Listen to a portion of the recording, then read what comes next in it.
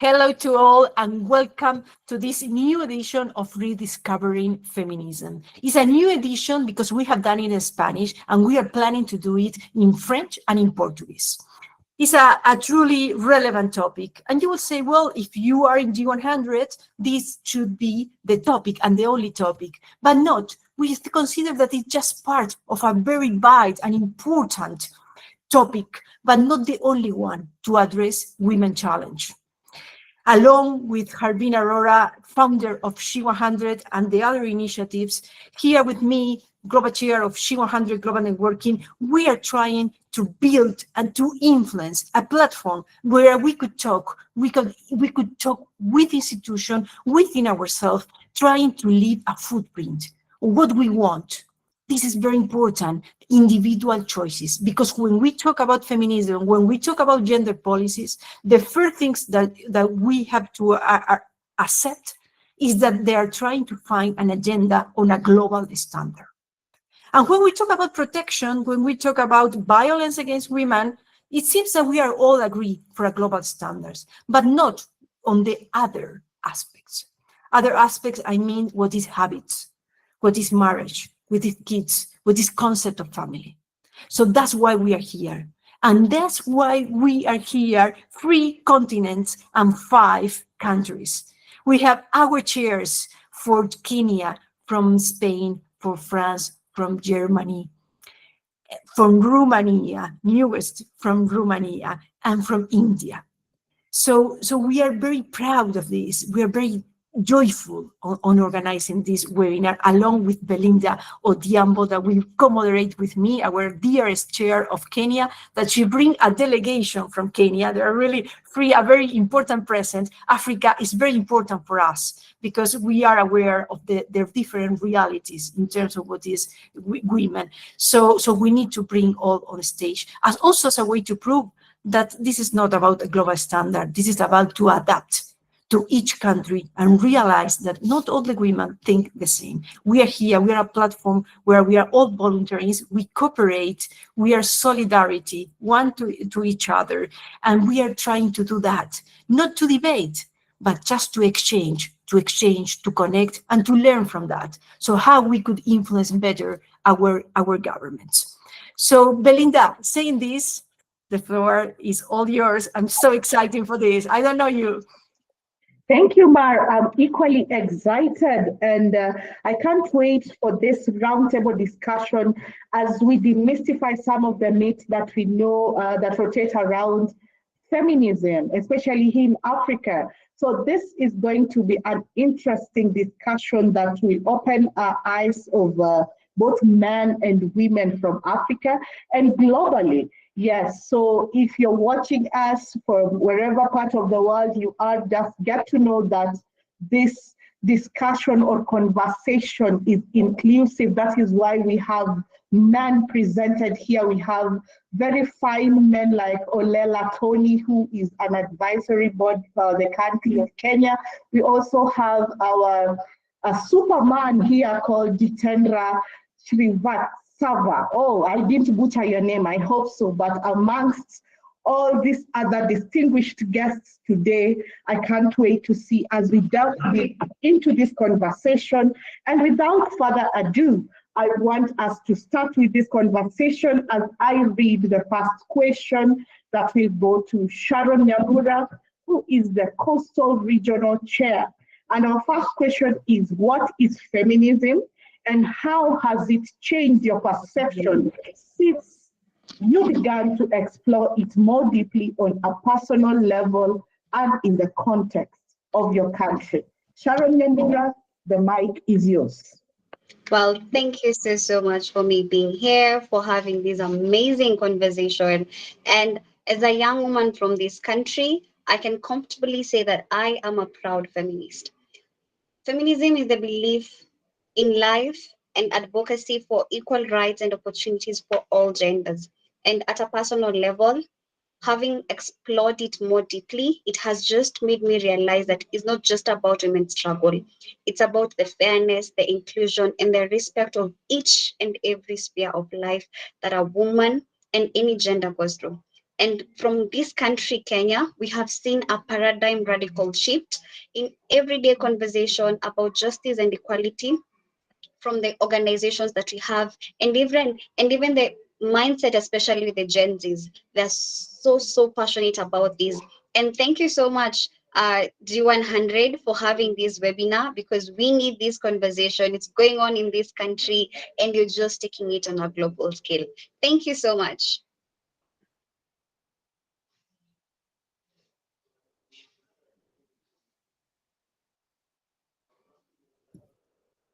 Wonderful, Sharon. Thank you so much from Kenya. Keep that in mind. This is the opinion from Kenya, from Africa, and an African woman. Come on, let's go to India now with Padma. Padma Priya, our advisory board India. Padma, you're very welcome. Yeah. Thank you, Mar and Belinda, and a very good evening and namaste from India to all my co-panelists. Namaste. Yeah. At the grassroots levels, feminism is equality for all, with an emphasis on the ongoing oppression of women and girls. It's about the social, economic, and political equality. It's also about identity and individual freedom and the dismantling of discrimination. Fundamentally, feminism seeks a fair society where gender doesn't determine an individual's values, choices, or freedom. And nowadays, women are talking about reproductive freedom. Coming to the second part of the question, I was born in a very traditional family in India. Many things were a taboo for girls like me some 50 years ago, and we were under the constant radar eye. Okay. So personally, right from the age of 13, 14 years, I used to ask so many questions that related to equality, like, why shouldn't I do this, that? Why should I be like this only, where boys are given much freedom? So at that time, I didn't know that a young feminist was budding in me and exploring the things around me. Moving further, Indian feminism has evolved to address unique local challenges like, caste-based discrimination, the dowry system, economic inequalities, and rural-urban divides. Digital media has molded feminist discourse nowadays, and it's giving voice to the marginalized sections of the society. Thank you. Well. Thank you so much. It wouldn't have sounded much better from a doctor who is from India. And as you have heard, she came from a traditional family, but look at where she is right now. So we are so proud of you, Padma. Thank you so much. As we move forward, yes, you're welcome. As we move forward, we want to go to Romania. That is our newest country chair. So I want to request Camelia to come to the floor and share her sentiments concerning the same question. Feel welcome, Camelia. Hello, good evening. I am happy to be with you here today. And as I am doing this work to bring women, let's say, to a better level, not just in Romania, but in other countries too. We are working a lot in Romania related with gender violence. And as we know, when we speak in Romania about 50-50, we often image equality, but equality in some countries, it's a very different thing. Sometimes can be a beautiful balance between what a woman can bring in a family or inclusively at work, like intuition, softness, and some strengths which men don't have, but they have another strengths like structure, logic, and protection as their main purpose. But sometimes it's sad because some problems are still there always. And even if maybe we are in Europe, we are still having some challenges related with the equality between women and men. Equality, which is maybe fair payment or share responsibilities in the family, or even access to the same opportunities. Then in my country, for example, we don't have equality in salaries.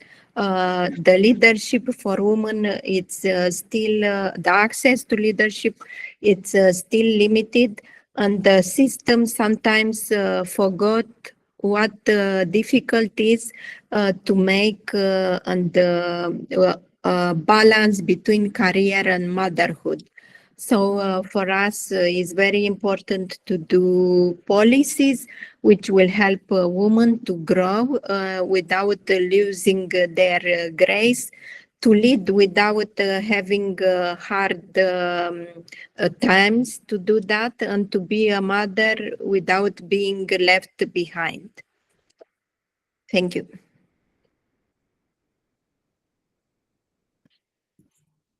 I was so much looking forward for this. Sorry, Belinda. I was so much looking forward for your opinion, Camelia, because this part of the world, G100 Global Netwokring haven't conquered yet. Until you are the first one. So that part of the region, that part of the culture and idiosyncrasy, is for me like an adventure, of learning how they're feeling, how they're living this situation. So thank you for being here. Thank you for accepting the challenge. I would like to say that when I first invite her to come, I sent her the questions, and Camelia looked at it and she say, I love this. If there is something that I love, is this kind of question, this kind of debate. So, okay, thank you for that enthusiasm. And here you are. Here we go. Belinda. Absolutely amazing. And that energy, we could feel it right from Africa. So we feel your energy, Camelia. So at this point in time, I want to introduce Jitendra. Jitendra is the global advisor for Global Networking G100. And I can't wait to hear the gems that he has to drop for us. Welcome, Jitendra. Thank you. Thank you, Mar and G100, for inviting me to this event. And a very good evening to all of you. There are many definitions actually of feminism, but the one which I prefer is feminism is about valuing and respecting the diverse experiences, identities, knowledge, and strengths of women, while working to empower all women to fully exercise their rights. It seeks to create equality between genders and ensure that women and girls from all backgrounds have the same opportunities in life as men and boys. That's about the definition. And coming to the second part, that's my perception of feminism has likely changed by moving from a potentially narrow or westernized view to a more nuanced understanding of how it is shaped by Indian realities, recognizing its focus on issues like the intersection of gender with caste and religion, the fight against specific cultural practices like dowry, and the need for both legal and social change to address pervasive issues like violence and economic equality. That's all from my side for this question. Mar, what do you have to say? I can just see you nodding your head and smiling. Let me enjoy without making opinions. This is one of the criticism to women, that they are all the time making opinions and criticizing. So let me just give the image that women could listen without making a comment. Thank you so much. Thank you, Jitendra, for your wise nuggets. And at this particular moment, I want to introduce the country chair from France, that is G100 Global Networking. and that is none other than Carmen. We'll welcome Carmen. Thank you, Belinda. Thank you, all of you. Um, for me, feminism is a series of movements and ideas sharing one goal, promoting women's equal rights in different sectors, okay, such as political, economic, cultural, social, judicial, with men and not against men. It is very, very important. It is not against. Feminism, I live here in France, but I grew up in Gabon, in Central Africa. I'm from Gabon, in Central Africa.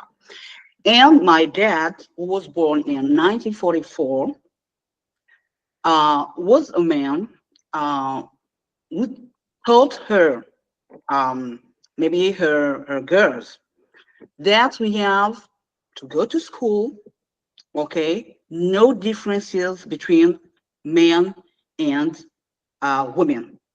No differences between girls and boys.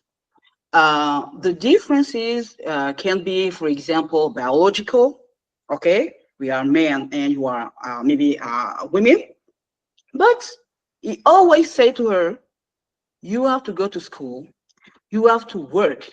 Even if you are in a family, okay, you have to have your own job. It is in Africa, because nowadays I'm here in France since maybe, or maybe for more than 20 years, okay? And I discovered here a kind of feminism, maybe which has a lot of maybe aspects. Even here, maybe women fight against, okay, to have what is the right maybe definition of feminism, okay? But feminism is what women, okay, just maybe feel about it. It has not to be something that we have to impose, okay? And we say that it is general, because I, in a period of my time, I also maybe live in Montreal, and there I discover maybe a different maybe definition of feminism. I have my little sister there, who's got married there, and I discovered that when you got married, if you want to change your name, it means to take the name of your husband, you have to go to the court to do that. It is not systematically like here in France or in our countries in Africa. No, because there women have maybe another maybe definition of feminism. And she just say, okay, if I had to go to the court to do that, I just maybe stay with my family name. And my sister just keep the name of our family, our father. She didn't change, because she said that it is too hard to go to the court just to change a name, you see. And maybe this definition, or maybe to think about feminism, maybe before it was not a question for me, because I used to do whatever I want to do. It was not a question for me. Yes, even when I was in Africa, in my family with my father and my mother, even when I arrived maybe here. But here, maybe I saw, maybe I started questioning about this question, because I can see maybe discrepancies with the definition of feminism. There are maybe radicals. Someone say, okay, when you wear, for example, his shoes, you can be feminist. Maybe there are a lot of maybe definition of feminism, okay? I think someone just has maybe to take the definition that suits to her. That's it. This is my opinion. Thank you so much. And my takeaway from you is we need to do it with men and not against men. That stood out for me. Yes. And I didn't know you come from Gabon. Thank you so much. Or let me say it in French. Merci beaucoup, Mademoiselle Pamela. Oh, great. Yeah, so at this point, because we are running a little bit late, I want us to go take 2 minutes max as we continue with answering our questions. So I want to invite Olela Tony. Olela Tony is a country advisor for Kenya. That is G100 Global Networking. Tony, the stage is yours. He's not on the stage. Okay, he has decided to leave the stage. Okay. So let's move to Lily, please. Lily is the Western Regional Chair in Kenya. Lily, feel welcome. Thank you very much to everyone and my co-presenters today. Such an honor. So when we're talking about feminism, how I look at it is a way to champion for both genders, both male and female. Knowing that each gender is different, each gender has different strengths and different even outlooks on life. And so while you're championing for the male gender, you don't force them to become or to want the same things that the female gender wants. And as you're championing for the female gender, you're not putting on to them other things that maybe are good or working for the male gender. And when it comes to my perception is changing even as I grow older and mature, not only in my personal life, even in my family life, and even at my workplace. Each gender has its own strengths. There are certain things that a certain gender can do better and can do well. There's some things that come naturally to others. And so you, as I champion for feminism, you champion for someone to do their very best, give them as much support as they need so that they can be able to become the best self. And also knowing that also backgrounds are different, our goals in life are different. So making sure that we are able to champion, not from my own perspective, even if I am leading a team, but from their perspective and from where they are coming from, even from their own educational background. And knowing that we live in a metropolitan city and even in the larger continent of Africa, knowing that people come from various areas, various regions, and just to encourage them and to give them as much opportunity for them to grow and excel. Yes. Thank you, Lily. Each gender has its own strength that needs to be penned down.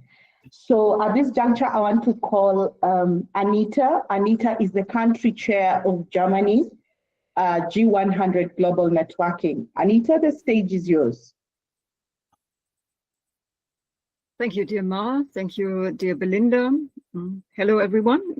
Good afternoon from Germany.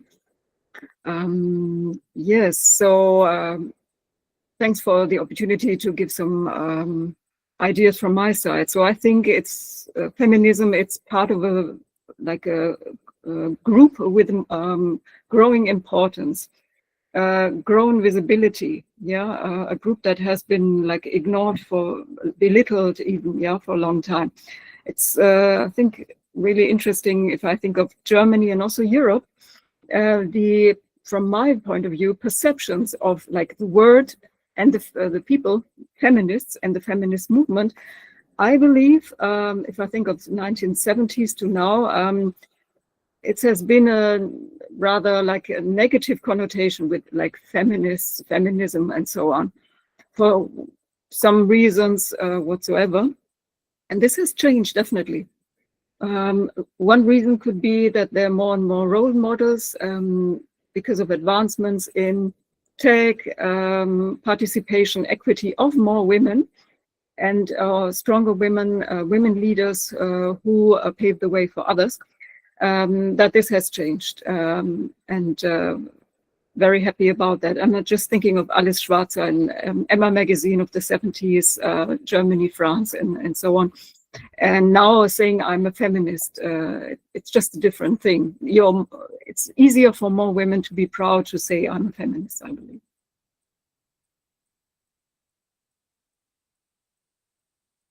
Thank you.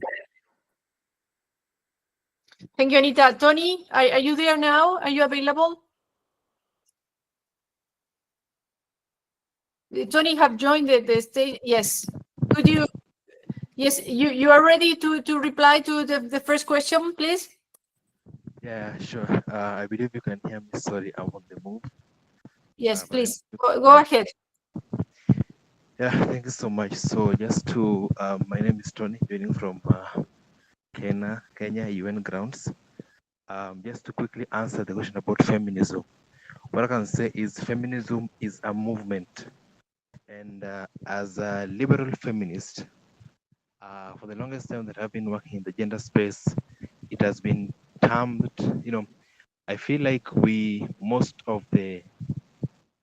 people have put feminism to be approached radically by leaving the voice of men and boys out of the conversation. And we need to really rethink when we are now trying to redefine rather structure in how best we can approach feminism without it being radical. Rather, it needs to be very liberal if we really want to achieve gender equality within the society.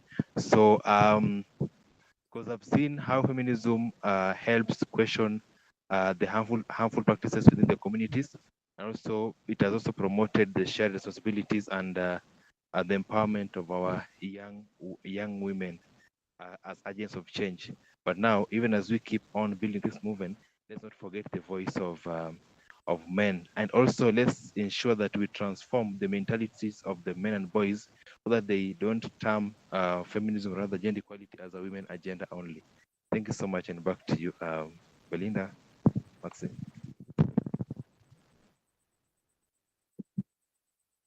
Thank you so much, Tony. And yes, we need to have shared responsibilities, and it should not only be a women agenda, it's an agenda for all of us. Thank you so much. So at this point, we want to move very quickly to the second question. And the second question is, what is more important, equity, positive discrimination for women that adapts to their needs, or equality, complete equalization of tasks, not rights? So we'll follow the order that we had. We'll start with Sharon. I'd already introduced the whole team. So Sharon, please go ahead and answer question 2.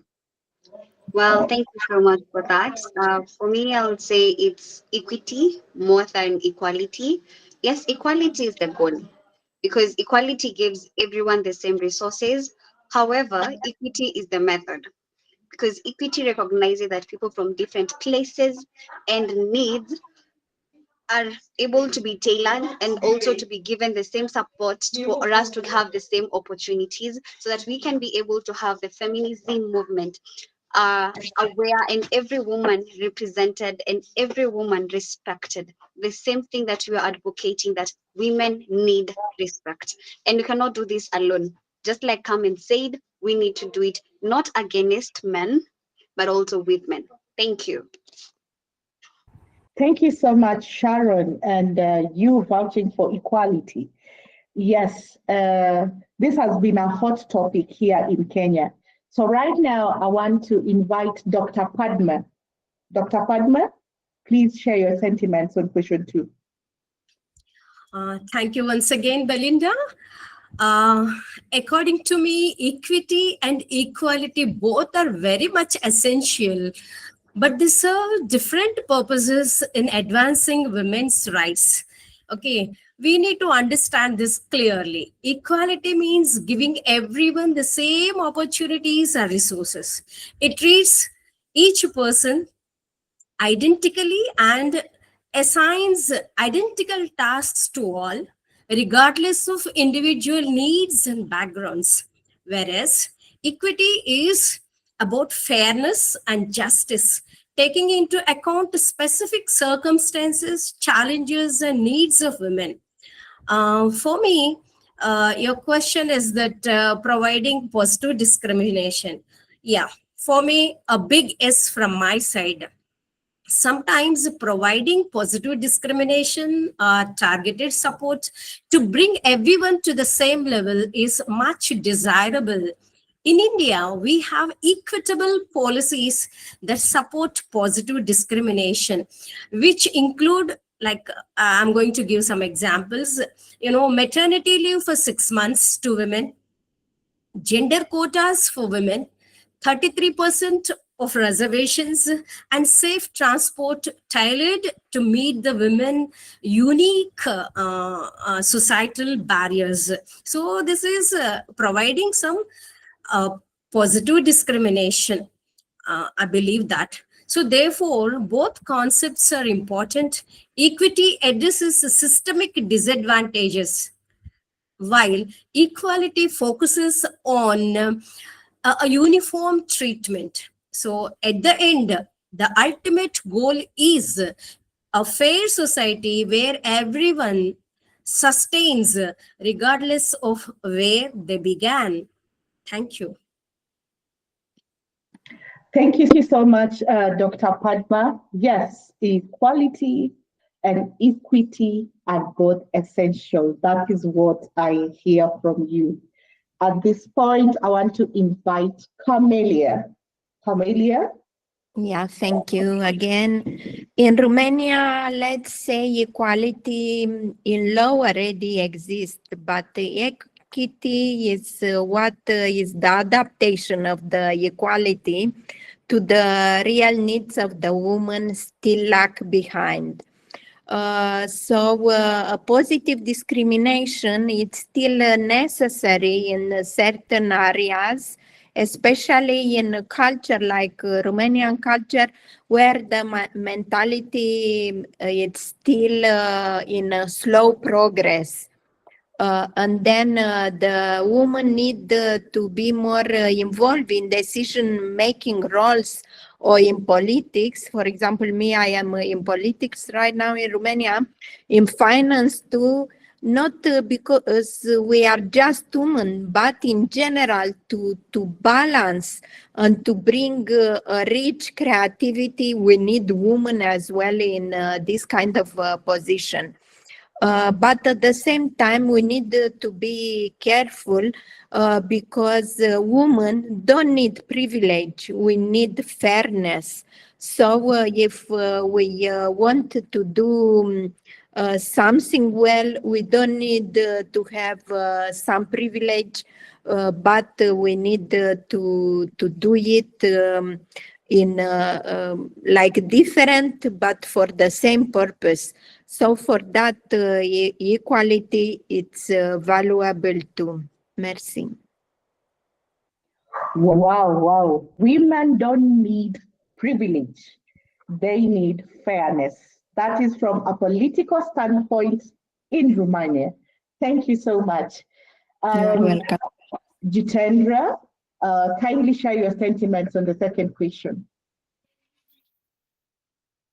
Yes, for me, equity is more important as it plays a major crucial role in the practical application of feminism, as it offers the means to achieve true equality.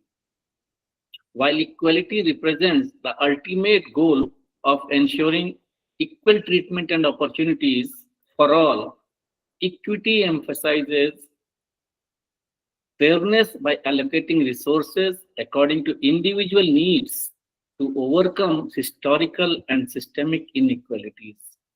In essence, equity is the process of removing barriers so that everyone can attain equal outcomes. That's all. Equity, equity, equity. That is according to Jitendra. Thank you so much. The beauty of this is that we have divergent opinions, and this makes it beautiful. Thank you so much. I want to invite Carmen from France. to share her sentiments. Okay, I can say that equity and equality are necessary. Positive, maybe equity, when talking about positive discrimination for women, is maybe chiefly important in some sectors. For example, when we talk about maybe professional, okay, sectors, or in businesses, for example, if we want to have maybe women at the top, for example, of some companies with some maybe positions, okay, positive discrimination maybe for women can be necessary. But there are some places or some sectors, as said Camelia, where women need maybe fairness, because when they are maybe able or skillful to do things, okay, they need to be maybe celebrated because they can do it, not because there was maybe a positive discrimination. Equality, complete equalization of tasks, complete every time. I can say no, because there are maybe tasks, maybe that, for example, women do the best, okay, or maybe men. And I can conclude that maybe both are necessary. More important, but not more, but they are maybe equal. They are necessary, maybe both. Absolutely amazing. And indeed, I just want to emphasize and circle back to what Lily said, that every gender has its own strength. So thank you so much, Carmen, for those wise words. Tony, I don't know whether you are in a position to speak. If not, then I'll jump quickly to Lily Kwaka. Oh yes, Tony, you can go ahead and answer the second question. All right. Thank you so much, colleagues. I believe you can hear me once again. So just to quickly share on the issue of equities, I believe that equity is more important because it indeed recognizes the people's interests and stats, and it also gives everyone the same resources. But I believe that once equity is achieved, true equality becomes very possible. And even when addressing the policies in line with equity and equality for both genders, we need to harmonize even our policies without any form of discrimination. Thank you, and back to you, Belinda. Thank you so much. Once equity is achieved, equality becomes possible. In case you're wondering why Tony keeps on moving, in Kenya, it is close to 5 p.m. in the evening. Yeah, so people are commuting from work to home. Yeah, so I want to invite Lily also to share what she has for question number 2.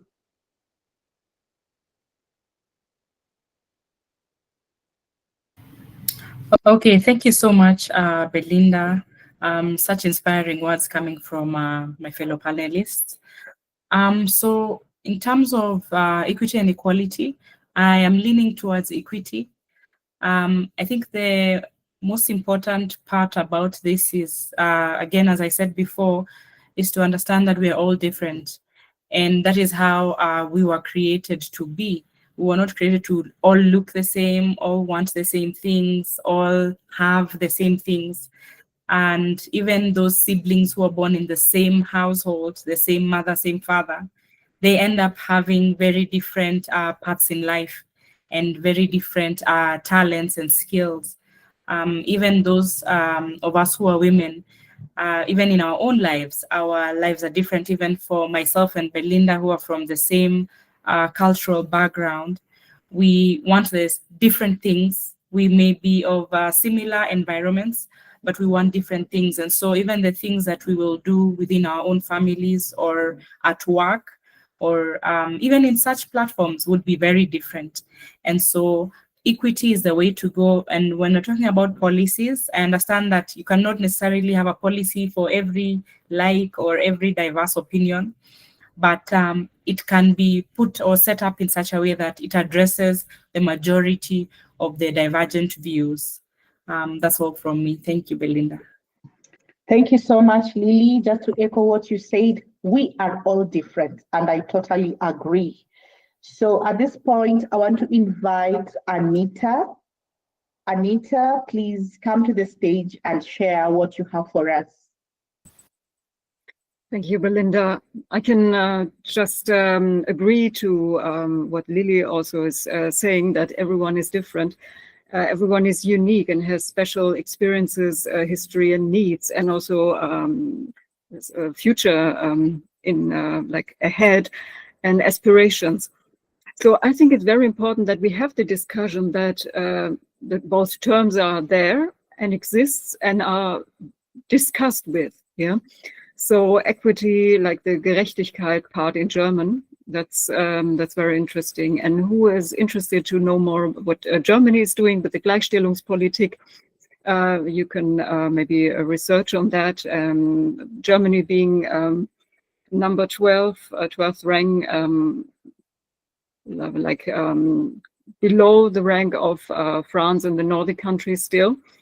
With the like equality between men and women, but it's so important that not only having concepts, but thinking what the reality for each individual is, and that women are aware of that, and that their special needs are also being supported.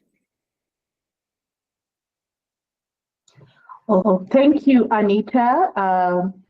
You said that we have different experiences, we have different history, we have different needs.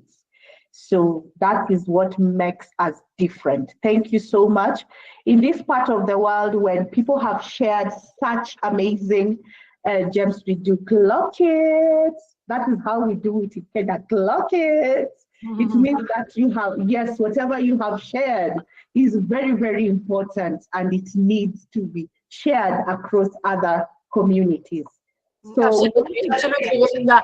Thank you so much, because you add this multicultural element that is so important. Let's jump to, we are having a problems with the time, so we are going to jump very fast in number 3, the question number 3. Do you think the 50-50 balance solves all the problems inherent to women, or do we need to go further in policies? This is the third question, but maybe it's the core of all the questions. No, this 50-50 that we are repeating in all gender policy. This is part of the speeches of all the politicians and activism on feminism. So let's jump to that. Please keep this 2 or less than 2 minutes. And we are not going to make comments after each intervention. We are going to jump from one to the other, just to be able to feel everything. Okay. Sorry for that. Please, Sharon, go ahead. It's 50-50.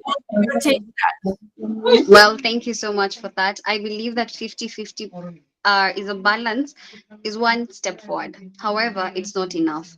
Representation doesn't automatically mean fairness or inclusion.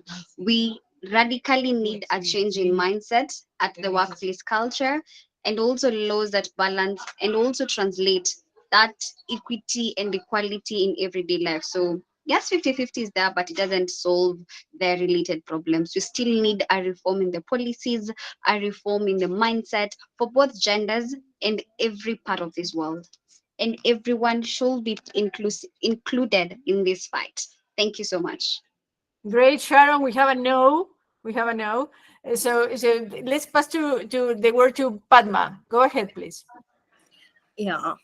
A 50-50 balance means we are talking about just only equality. Of course, it is a positive milestone for representation. But as I mentioned earlier, only focusing on equality does not solve a variety of complex problems women are facing worldwide. So, for example, in the workforce, 50-50 ratio does not automatically address pay gaps, glass ceiling effects, unsafe workplaces, or unequal sharing of unpaid care work. So gender balanced hiring must be complemented by policies that address maternity leaves, safety, work-life balance, skill development, and harassment prevention, etc. The policies should go beyond that, like creating safe public spaces, robust mechanisms against violence, providing real autonomy in financial, health, and personal decisions, promoting male participation in core roles like, care roles and equal domestic responsibilities. Thank you. Thank you, Padma. Another no. Camelia, please, go ahead.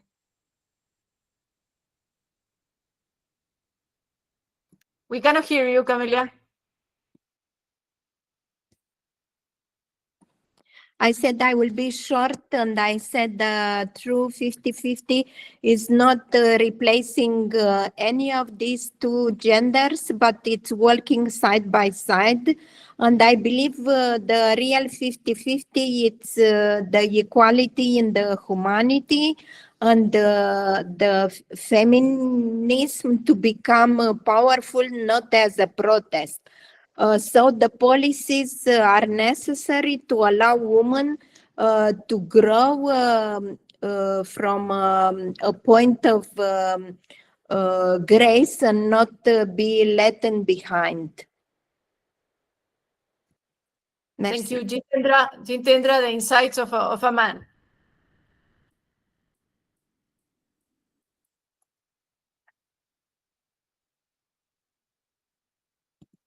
You are Yes. My answer is no. A strict 50-50 balance does not address all the challenges of feminism.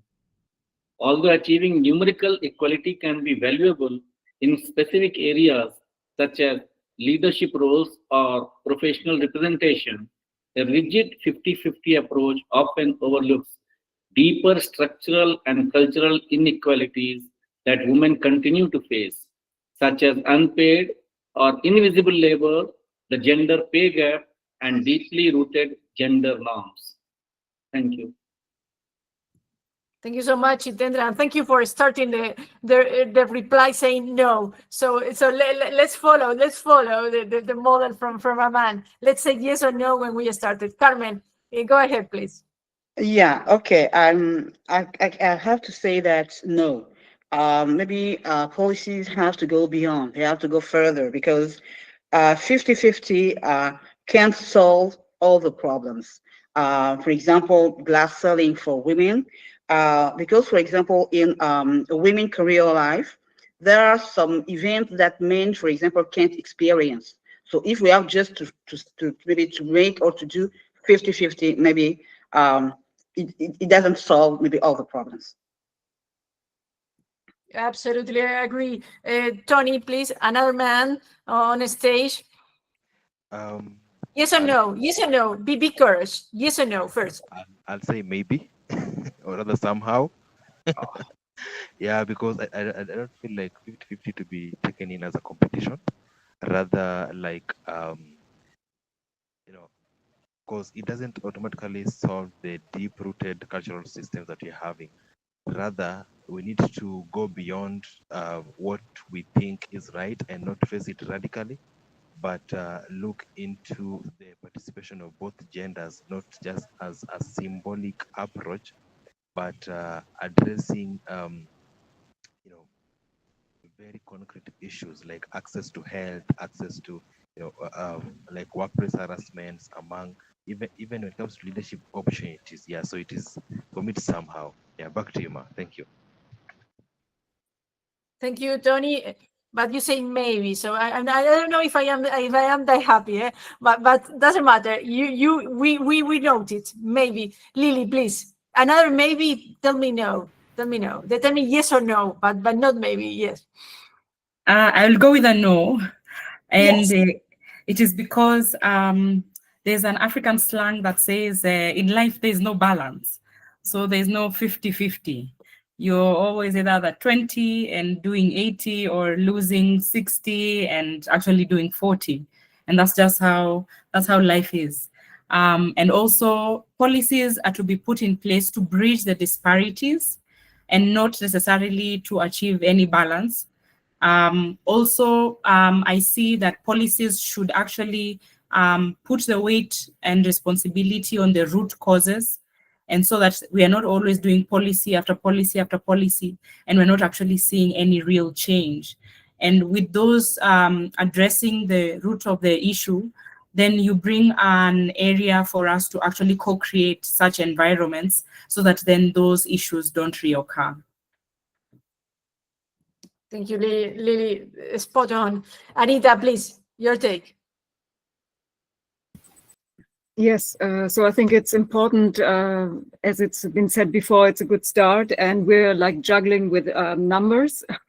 So that it's important that we do calculations. We have some goals in mind, say like the EU, for example, 2030, and so the goals, yeah. But we have to see how realities are. So currently more men than women on this planet, yeah. More men in leadership positions than women, but like the voices are there. So I think we're on a good way.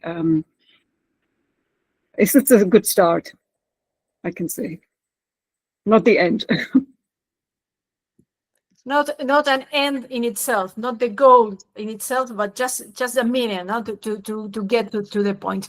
Thank you, Anita. It's crucial to be aware of what we want. If you want a no or a yes on 50-50, because all the policies are centered on that. Sorry for repeating this, but I think it's very important, because we are also failing because of that, because that's the goal. So let's jump directly to question number 4. How do you define feminist movements? Do you think there are extremists and moderates? What role do men play in the process of rediscovering and expanding? I will repeat. What role do men play in this process of rediscovering and expanding the meaning of feminism? I think Tony have already addressed this part, saying that, talking about this part of ideological part, he say, as a liberalist feminist. And this is make a huge difference. And thank you, Tony, for bringing that. So let's make the round again with Sharon. Please, Sharon, this ideological aspect, extremism, moderates, and feminism, and men, and the role of men. Go ahead, please. Well, thank you so much. So feminist movements are a collective effort to dismantle systems that limit people based on gender. And yes, we are speaking the truth. We have moderate and also extremists, but diversity of thought is normal in any movement globally. And we, as Carmen has said, and every panelist has said, we're not working against men, we are working with men. So we cannot have a feminist country, a feminist world without men. They are crucial in this fight. They're not just outsiders, but allies who challenge the stereotype and help reshape social structures from within. Thank you. Lovely. Thank you, Sharon. Padma, please. Please be as short as possible. Be as short as possible. If you could say it in less than 2 minutes, the better. Yes. Yeah. We do have moderate reformists and radicals. They have their own stance. But for me, the main point is men play a crucial role in expanding feminism reach, and also by challenging patriarchal norms and supporting gender equality. Their involvement shifts the narratives from feminism being an exclusively feminist point of view to a shared, societal goals. I opine that, in my opinion, male support for feminism can help, dismantle toxic masculinity, promote equitable behaviors, and influences policies for inclusive growth. That's all from my side. Yeah, thank you. Camelia, please. Feminism movements in Romania, especially, there was an activism on the awareness. In the past, maybe they was breaking walls, but today they are building bridges, let's say like that.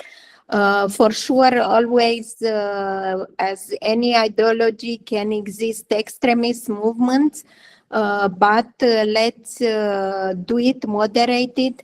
So like this, we carry the responsibility to go into dialogue and not into division. Men for sure play a very important role because feminism without the help of the men will not be possible. So let's take men as partner in this change and as not as the enemy. If in Romania men support the growth of a woman at home or in business or inclusively in politics, he become as a quiet part of this respect which he's bringing to these movements. Thank you. Indeed, Camelia, men are partners on this. If you are extremist or not extremist to feminism, it's very important to have it as a partner, as we have Jitendra. Jitendra, please go ahead.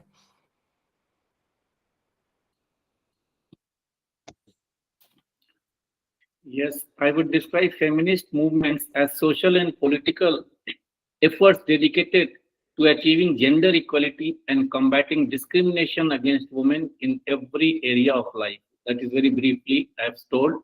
And now coming to the extremist part, yes, there are so-called feminist extremists, a term used to describe individuals or groups within the broader feminist movement who hold more radical views, such as believing that society should be completely restructured to eradicate male dominance. And the third part is role of men. Yes, the role of men in redefining and advancing feminism is essential. It involves using their privileges to help dismantle patriarchal structures, amplifying women's voices and leadership, committing to ongoing self-education, and demonstrating equality in both their personal and professional lives. Ultimately, consistent and accountable participation from men is vital for achieving lasting gender equality, an outcome that benefits all by fostering a fairer and more inclusive society. Thank you. Absolutely, thank you. Carmen, your take, extremists moderate the role of men from your vision from Gabon, your vision from France or Europe, as you wish. The floor is yours. Okay, thank you. I could say that there are maybe extremists and also moderate. And the thing is maybe to redefine what is feminism. And I think men has to be part of this movement of, they have to be part of maybe the campaign, the process of rediscovering and expanding, okay, the meaning of feminism. They have to be part of it, not as maybe stranger or maybe exterior, but they have to be part of it with women. They are both, but we can do better. Yeah, lovely. Tony, please. Men redefine positive masculinity, and we need to move from dialogue to action. Even as all of us here, I'm talking about men being allies. How intentional are we with this process? Because even when we are doing our programming and even allocating of resources, how much do we allocate for men and boys engagement in terms of empowerment? So it's high time for us to move away from dialogue to quick action if we really want to intentionally involve men and boys as allies. Thank you. Back to you, Ma. Thank you, Tony. The opinion of two men from Africa and from India, you know how important it is, because the context is so different, and it's so enjoyable to find these links this bridge that we could make from one to the other. Lily, please. Thank you, Ma. So, of course, the feminist movement or the feminism movement is just a collective of avenues of us to achieve what we term as equity or equality in our various environments. And we are looking also at the difference between the moderates and the extremists, and each of them have their own place, and each of them serve their own purposes at specific points. So not all the time we're extreme or all the time we're moderate, especially when we don't see any movement either in policy or in anything changing in our communities. For men, I see their biggest responsibility is to their families and to their communities, because that's where the country or even continents start from. And if they can be more aware, if they can be more present and awake to the realities, then they can make space for women, and they can let women be heard and be seen. And we can applaud their efforts even as they do that. Thank you. Thank you, Lily. From Africa to Germany, Anita, please go ahead. Yes, exactly. So I think this comes from society, politics, and where I see it now is growing academia, but more and more also business and tech. So from my research, I could see that there must be many women and men there in these positions to support the feminist movements. I could see in research that in companies, there are male supporters if you see a connection with AI and feminism in Germany, and startups and academia, what they're doing. The perception of extremists and moderates, I would say, I see it more as less extremist movements. The question is, why were or are there extremist movements? Only if they see they're being excluded or belittled or not giving enough power and space. And since this is getting better, I think there's less need for extremist group. Only those who have the importance to be there. Yeah. So I see male supporters in academia, in business, in tech and AI in particular for women. Thank you, Anita. Extremists, moderates, feminism, what we could agree is that there are different positions. Ideology cannot be out from feminism, which is something quite negative. But let's keep it as a reflection and jump into the question number 5. I will start with the second part of this question. That is becoming a housewife, a mother, considered a reason for failure? I mean, a reason for failure in professional terms. A housewife, a mother, under the idea of 50-50 means a failure, because you have to work as well. There is a matter of profitability. No, women have to be profitable also in the professional area, and not a housewife and mother. So I will kindly invite you to start the question, to start your reply with this: housewife and mother is to be failure professionally. So how can feminism be rediscovered through the everyday experience in different social contexts? Sharon, please. Well, let me start by saying no. Being a housewife is not a failure. It's just having the freedom to choose one's path. And I think we need to relive feminism each in our daily choices, each and every day, supporting other women, sharing unpaid labor, because you see, even being a housewife, when you're working, you have to pay someone to do that job. So we need to have the shared unpaid labor. We also need to be active questioners of stereotypes, that we need to show that being a mother, not being a mother, being housewife, not being a housewife, being a career woman should not be considered as failure in any society without judgment. We need to discover feminism, meaning we need to value all experiences equally. Thank you. Thank you, Sharon. Your reply is a no. And also the kids, we could hear they wanted to have their take on this aspect, which is wonderful. It should be, isn't it, Belinda? I don't know if yours also are part of the audience, Belinda. Your sons. Yes, they are part of the audience. For them, it's very important to have a housewife and a mother, isn't it? Yes, absolutely. Padma, sorry, Belinda, but we are running out of time, so I am pushing the debate very fast. Padma, go ahead, please. Yeah, thank you, Mar. In India, housewives and mothers are traditional gender roles. Becoming a mother or a housewife is not at all a reason a reason for failure. The key is to respect women's choices, basically, protect the dignity of housewives and mothers, recognize their contributions to the society, to the family, to the home, and advocate for proper support systems like healthcare, social security, etc. Rediscovery means, embracing intersectionality, acknowledging that feminism is not one size that fits all, but it is shaped by context. Thank you. Absolutely. Thank you for that part. That is brilliant. No, it depends on the context. So this is absolutely important. Camilla, it depends on the context, or it doesn't matter. Housewife and mother is not a reason, or is a reason for failure. Being a housewife or a mother is not a failure. It's a form of leadership. You are the leader of your home, and you are a form of leadership when you are raising your kids.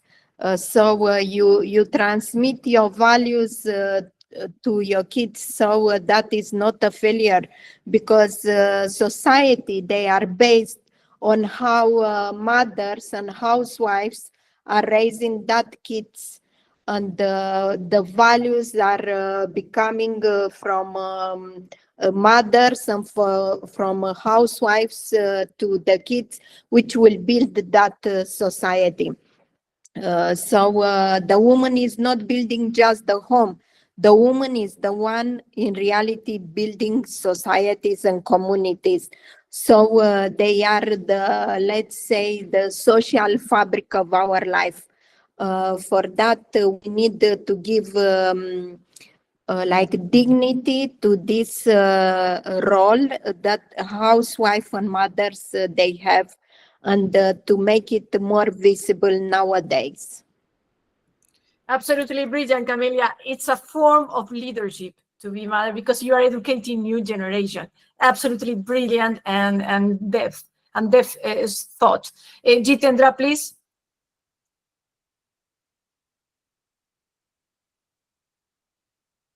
We cannot hear you. No, housewives and mothers are not considered a failure in India. Rather, their role has immense cultural significance and is widely seen as the backbone of family and society. So it's no from me. Thank you. Thank you. Carmen, please, a yes or no? Yes or no? Housewife, mother, no professional life, dedicating to the kids. France, Gabon. How's your take on that?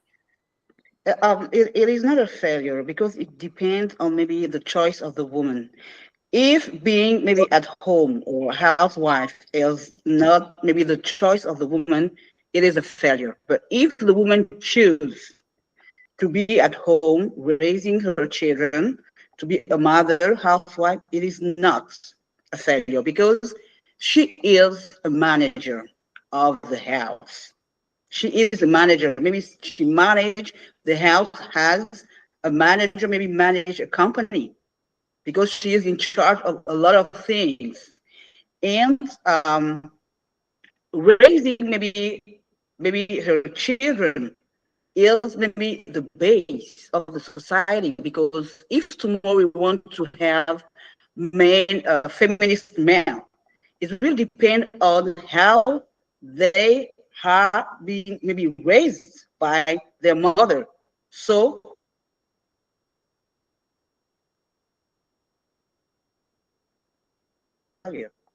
if you choose. Thank you, Carmen. Manager of the house. I think this is something to highlight that is absolutely amazing. Thank you, Carmen. Tony, please. Thank you so much. It's a no. And let us not allow the retrogressive cultural mindset to digress our efforts.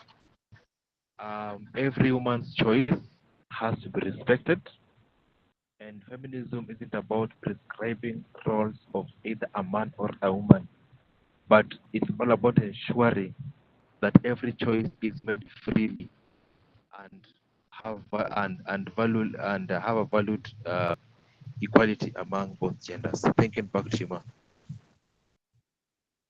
A wonderful take, Tony, from a liberal position, as liberal individual choices should be at the top of the agenda.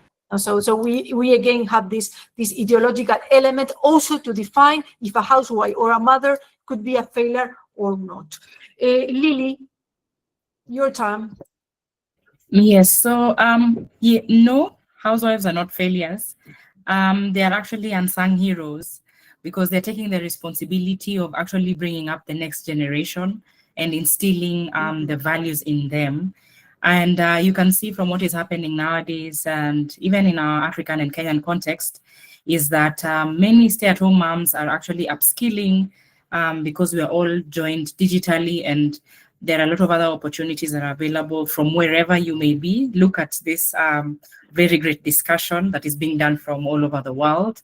And also many also doing home businesses, which are then thriving and even growing just from the comfort of their home, and they are still able to take care of their families and their children. The world is changing. There are even some of the activities that women are doing at home that are even being outsourced or automated, thanking technology, and also some other businesses like, washing or cleaning that even certain companies have actually come up with. So the world is changing, and even that world of housewifery and staying at home as a mother is changing.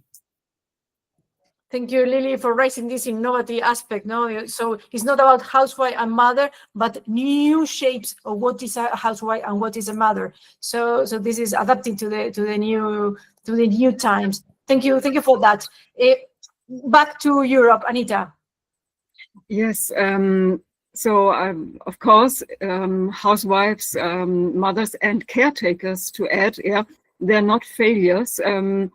First, it has to be the choice of the woman herself, ideally.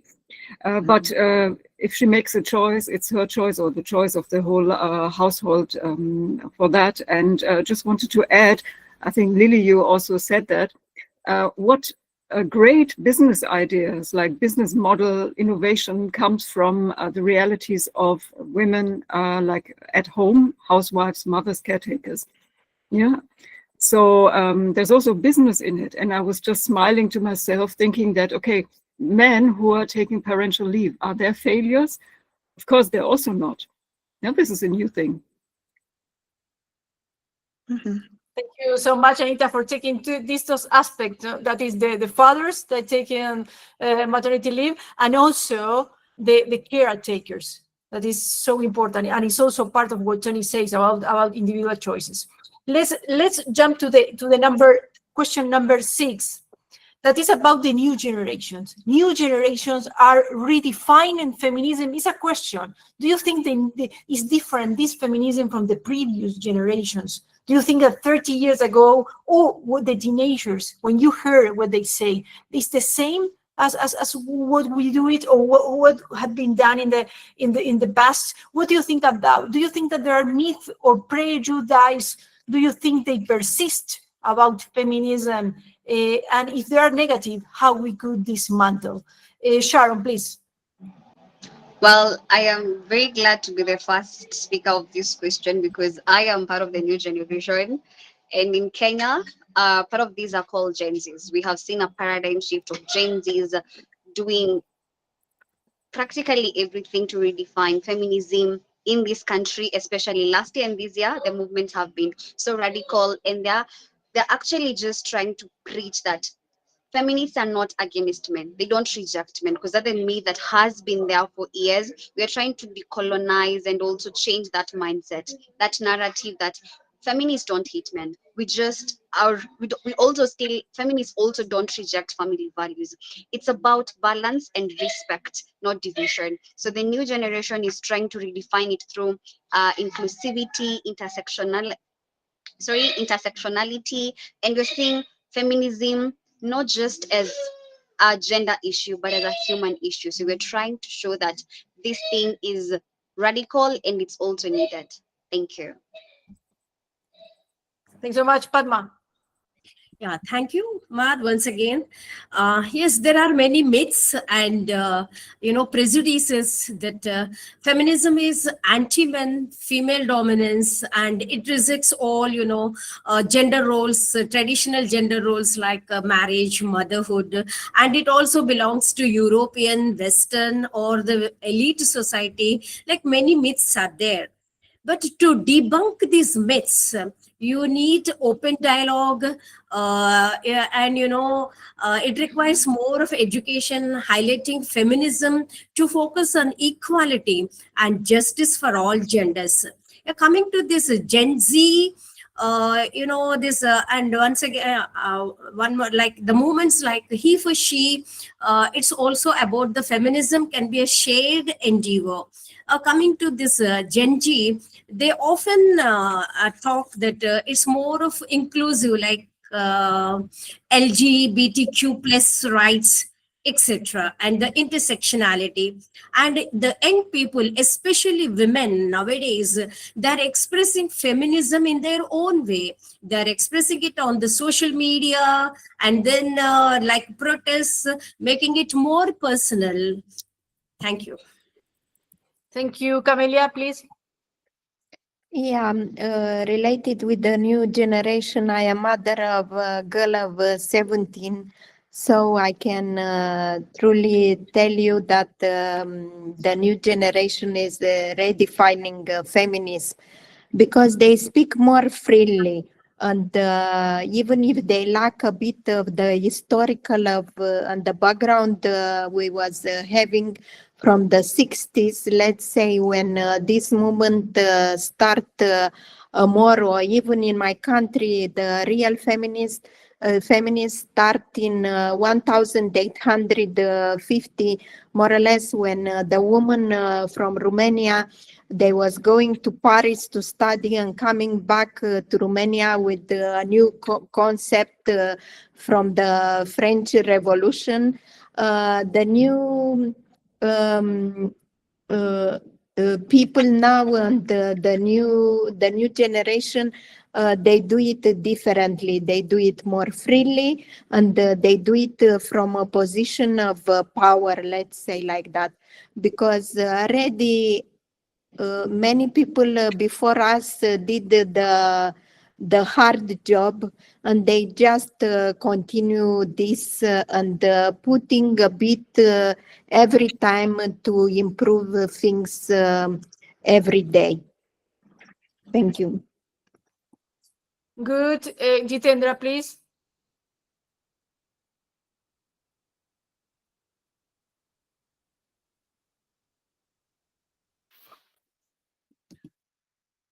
Yes, every new generation continues to redefine feminism, adapting its focus and strategies in response to past achievements and current challenges. The modern fourth wave movement stands out from earlier waves through its emphasis on intersectionality, its use of digital platforms for activism, and its broader, more inclusive understanding of gender issues. Thank you. Thank you. Carmen, please. Okay, I can say that one of the negative points that maybe persist about feminism is it is that feminism is against men, or it is a problem of women, not of men, only of women. And it is a problem of women who want to dominate maybe men. Oh, maybe most of the men of people think about that when they are talking about feminism, or it is not. To dismantle it, there should be maybe more campaign, maybe awareness, okay? where maybe men, we invite maybe men in those maybe campaign, and to explain to them that it is not a problem of women against men, or maybe women who want to dominate men. No, it is just maybe a way maybe to for women to to have their places in the society. Thank you, Carmen. Let's hope for that, that this kind of aggression against men, no? The problem is men and women are against men. We hope the new generation will take that message and realize that everything is about together, no? Women and men, not one against another one. Tony, please. We cannot hear you, Tony. Thank you. I'll make this very brief and very direct. Feminism has been termed.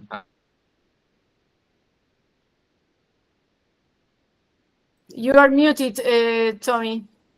You are muted, Tommy. Tommy, maybe you need some time. We jump to Lily, okay, because we cannot hear you. Lily, please, and Right. then we go back to you. Lily, please. Okay, so I'm here. Sorry, I'm saying, let me just be straight to the point on this case by saying that feminism,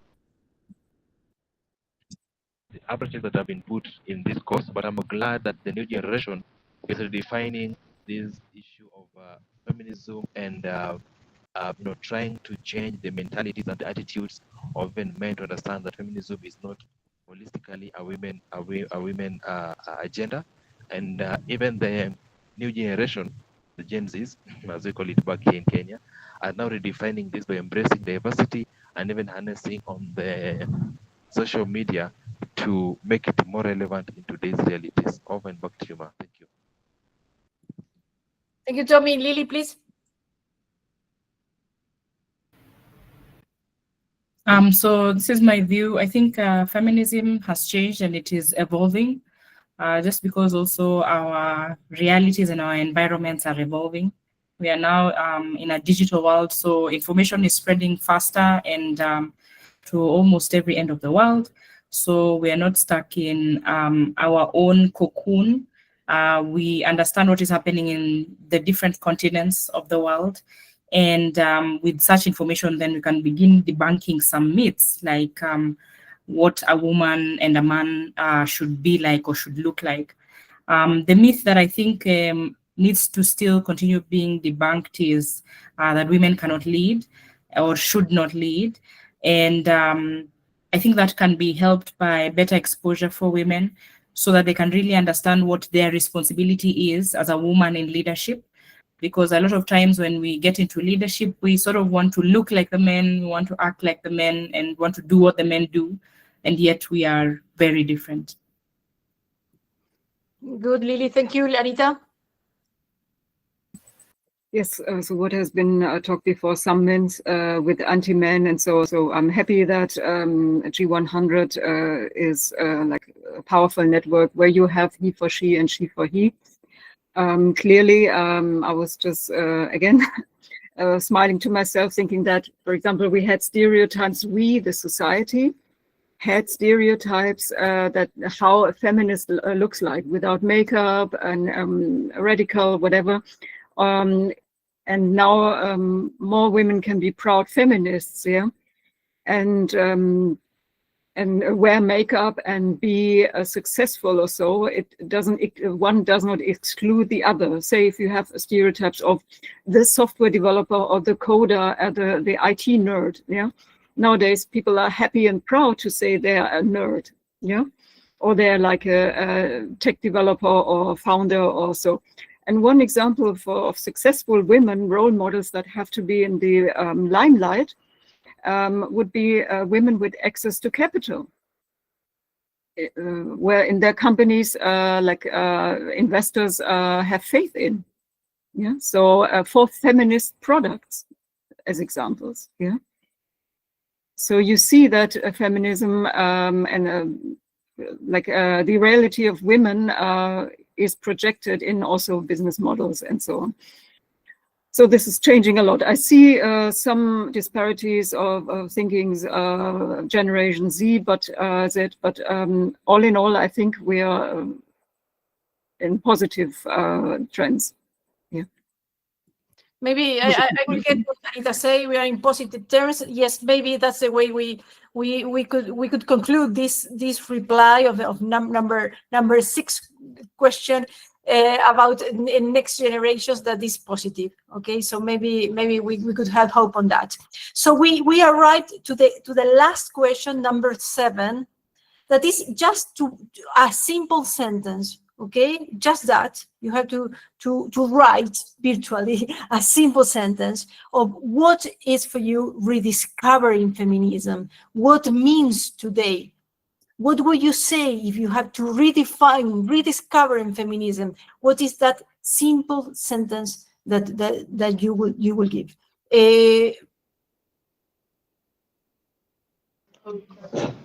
Well, my simple sentence would be that rediscovering feminism means reconnecting with its core, which is purpose, freedom, equity, and respect for all. And G100 Global Networking Movement is the way to go. Thank you so much. Beautiful. Beautiful. Padma. Yeah, as Lily said, feminism is evolving right from first wave to present modern feminism. It's been evolving. It's dynamic. That's what I say. Lovely. Please, Padma. Sorry, Camilla. Rediscovering feminism is to remember always that the power of the woman doesn't come to be like a man, but it's coming from being herself, strong, gentle, wise, without losing her femininity. That is really lovely. So power without losing kindness is so important. That Jitendra, please. Yes, I would say rediscovering feminism today refers to re-engaging with the fundamental ideals of gender equality and applying them to modern issues and personal experiences. To me, feminism is a movement dedicated to ending female exploitation and oppression and to achieve true gender equality both in law and in everyday life. Thank you. Thank you, Jitendra. Carmen. Okay, I would say that rediscovering feminism is or means which maybe feminism should be updated according to the environment, according to women choices. By environment, we have to say culturally, maybe country, continent, wherever we are. It is updated. We have to update the definition of.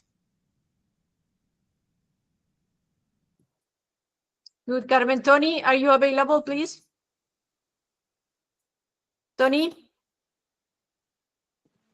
Yes. Yes, can you hear me? Sorry. Yeah.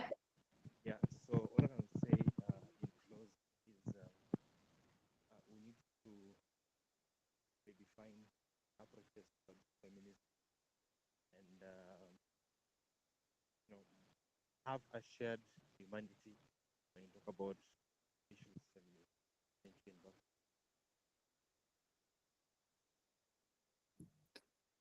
Lily, please.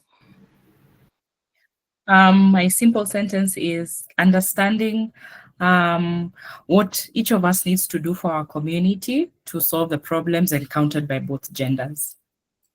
Thank you for bringing that, Lily, because the service to the community is our goal in G100. So thank you so much for being the very essence of what we are. Anita, please.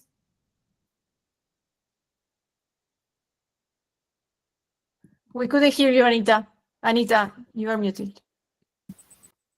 Okay, so I want to say, in short, it's giving value to women, value that is also power and dignity.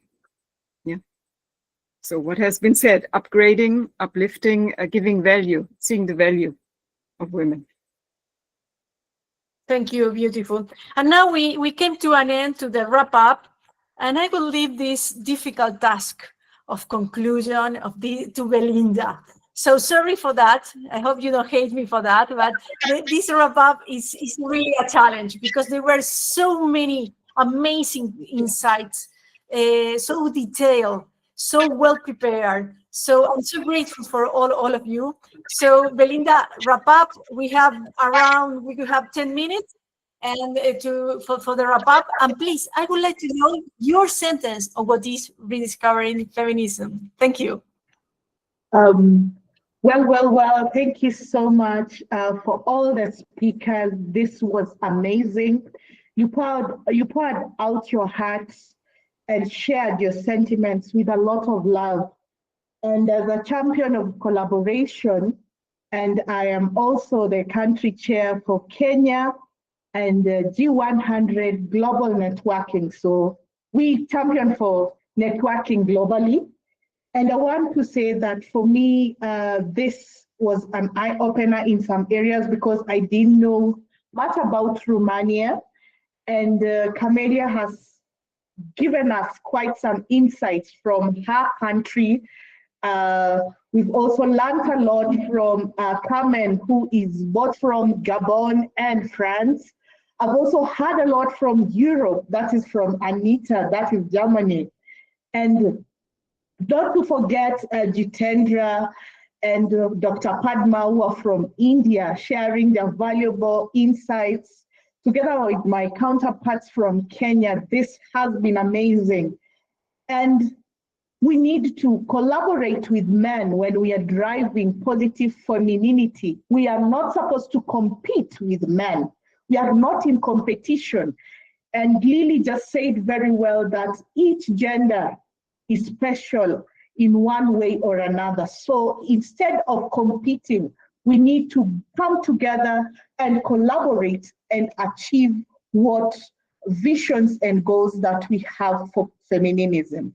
I thank you so much to all our listeners because you'll be listening from us, and we have amazing and hot topics that will be dropping in soon in our YouTube channel.